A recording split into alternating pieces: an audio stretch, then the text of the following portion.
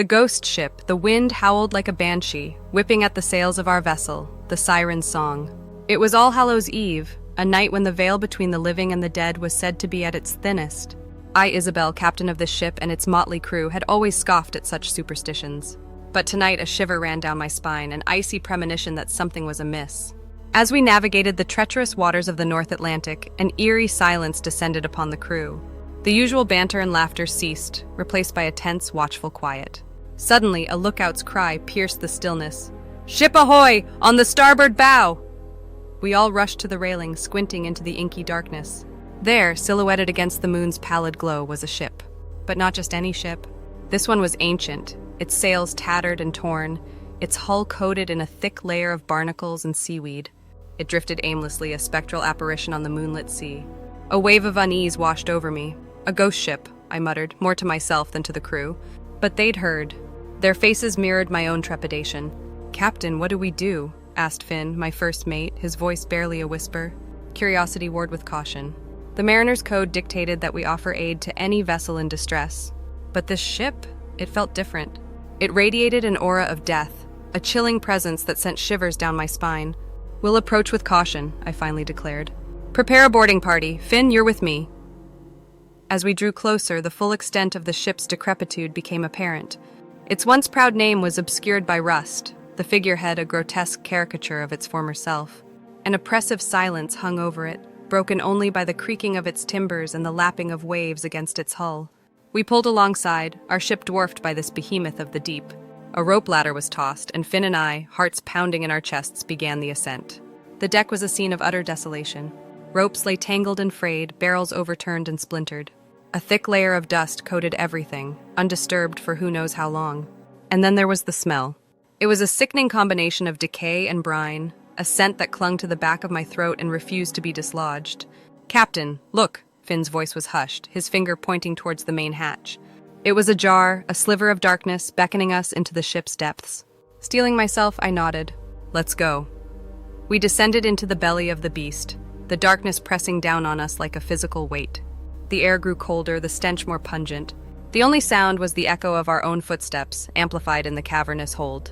And then we saw them. Figures.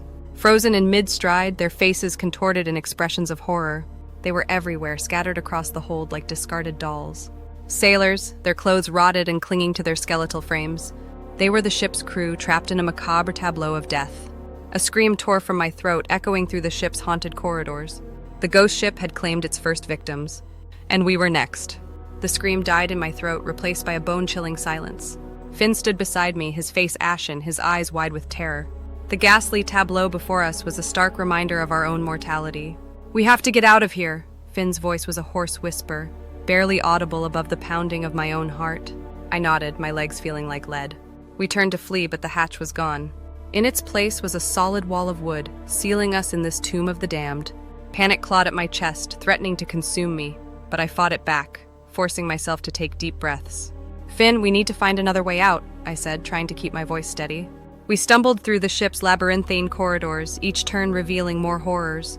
Skeletons littered the cabins, some still clutching rusted weapons, others slumped over tables in grotesque parodies of meals long finished. The ship was a charnel house, a monument to a tragedy we could only begin to imagine. A cold wind swept through the passageways, carrying with it the mournful cries of the dead. The ship groaned and creaked around us, its timbers protesting the intrusion of the living. It was as if the vessel itself was alive, its anger palpable. Suddenly we heard a sound, a low, guttural moan emanating from the darkness ahead. We froze, our blood running cold. The moan grew louder, closer, until it was right upon us. A figure emerged from the shadows, its form barely discernible in the gloom. It was tall and gaunt, its skin stretched tight over its bones. Its eyes glowed with an eerie luminescence, its mouth agape in a silent scream. It lunged at us, its skeletal fingers outstretched. I cried out, raising my arms in a futile attempt to shield myself. But the creature passed through me, its icy touch sending a shiver down my spine. We ran, our footsteps echoing through the haunted ship. The specter pursued us, its moans growing louder, its presence more insistent. We turned a corner, hoping to lose it, but it was there, waiting for us. It lunged again, this time at Finn. He cried out as the creature's touch enveloped him. His eyes rolled back in his head, his body convulsing. I screamed his name, reaching out to him, but he was gone, pulled into the darkness by the spectral figure. I was alone now, trapped in this nightmare with the ghosts of the damned. The ship creaked and groaned around me, the wind howling through its empty corridors. I sank to my knees, tears streaming down my face. But then I heard a voice. It was faint, barely a whisper, but it was there. Isabelle, it called, a mournful echo in the darkness. I looked up, my heart pounding in my chest. There, standing at the end of the corridor, was a figure. It was translucent, its form shimmering in the dim light.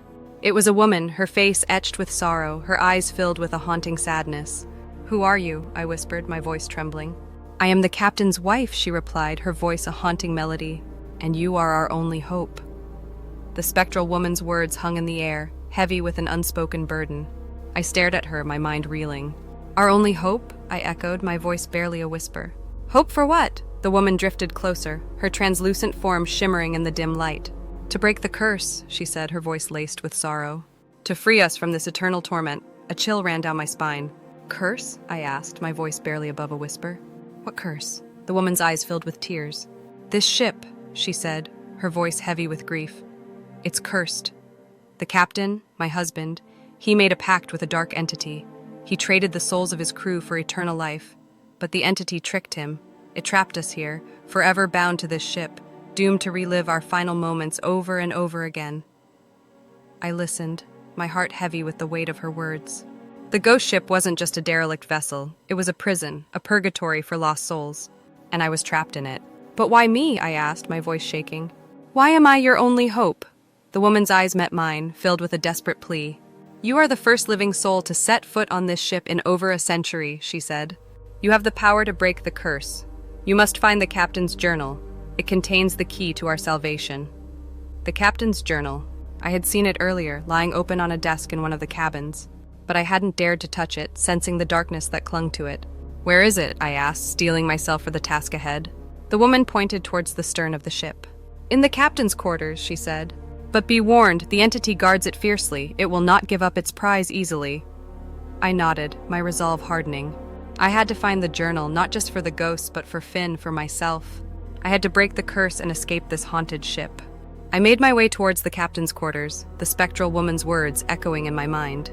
The ship groaned and creaked around me, the wind howling through its empty corridors. The ghosts of the crew watched me, their hollow eyes filled with a mixture of hope and despair. I reached the captain's quarters, my hand trembling as I pushed open the door. The room was dark and musty, the air thick with the scent of decay. The journal lay open on the desk, its pages illuminated by an eerie, phosphorescent glow. I took a step towards it, but a sudden gust of wind slammed the door shut, plunging the room into darkness. I spun around, my heart pounding in my chest. The room was filled with an oppressive presence, a malevolent force that seemed to press down on me from all sides. The entity was here, and it was not happy. The darkness pulsed with an unseen energy, a suffocating presence that seemed to drain the very air from my lungs. I fumbled for my flint and steel, desperate for even a sliver of light to pierce the suffocating gloom. A spark finally caught, illuminating the room in a flickering dance of shadows. But the journal was gone. A guttural growl echoed through the room, sending shivers down my spine. I whirled around, my heart pounding in my chest. There, in the corner, stood a figure. It was tall and imposing, its form shrouded in darkness. Its eyes burned with an unholy fire, its mouth twisted into a grotesque sneer. "You cannot have it!" the entity hissed, its voice a raspy whisper that seemed to slither into my ears. "It is mine." I gripped the flint and steel tighter, the flame casting long, dancing shadows on the walls. "It doesn't belong to you," I retorted, my voice shaking but firm. "It belongs to the captain's wife, to the crew, to all those you've trapped here." The entity let out a chilling laugh, the sound echoing through the room like the cries of the damned. "They are mine now," it snarled. "Their souls belong to me." A wave of anger washed over me, banishing the fear that had threatened to consume me. "You will not have them," I declared, my voice rising above the entity's malevolent laughter. "I will break your curse. I will free them." The entity lunged, its form a blur in the darkness. I dodged, the flame from my flint and steel momentarily illuminating its grotesque features. It was humanoid, but its skin was ashen and cracked, its limbs elongated and twisted. Its fingers ended in sharp claws, its teeth filed to points. It lunged again, and again I dodged. The room became a chaotic dance of shadows and flickering light. The entity's growls and my own ragged breaths the only sounds in the suffocating silence. I knew I couldn't keep this up forever. The entity was stronger, faster. I needed to find the journal, and I needed to find it fast. Suddenly, I remembered the spectral woman's words. The entity guards it fiercely. It wouldn't let the journal out of its sight. It had to be close. I glanced around the room, my eyes scanning every corner, every shadow. And then I saw it, a glint of phosphorescent light beneath the bed. The journal. The entity lunged again, its claws grazing my arm. I cried out in pain, but I didn't stop. I dove under the bed, my fingers closing around the journal. The entity roared in fury, its form contorting in rage. I scrambled out from under the bed, the journal clutched tightly in my hand. I turned to face the entity, ready for its final attack. But it was gone. The room was empty, the darkness receding like a tide. I stood there panting, the journal glowing in my hand. I had it. The key to breaking the curse. Now I just had to get out of this room alive. The silence that followed was deafening. My heart hammered in my chest, each beat echoing in the stillness. I cautiously approached the door, the journal clutched tightly in my hand. It felt warm against my skin, a stark contrast to the icy chill that permeated the ship. I reached for the doorknob, expecting resistance, a final confrontation with the entity. But the door swung open easily, revealing the dimly lit corridor beyond. I stepped out, my senses on high alert. The ship was eerily quiet, the usual cacophony of moans and creaks replaced by a tense stillness. It was as if the vessel itself was holding its breath, waiting for the inevitable confrontation. I made my way back towards the bow, the journal tucked safely under my arm. The spectral crew members watched my progress, their hollow eyes filled with a flicker of hope. I could feel their presence, their collective will urging me on. As I reached the main deck, a cold wind whipped across my face, carrying with it the mournful cries of the sea. I looked out at the vast expanse of moonlit water, a sense of isolation washing over me. We were miles from any other ship, alone with the ghosts and the entity that held them captive. I descended into the hold where the spectral woman awaited me. She drifted towards me, her translucent form shimmering in the dim light. "You have it," she said, her voice a mixture of relief and trepidation. "The journal." I nodded, holding it out to her.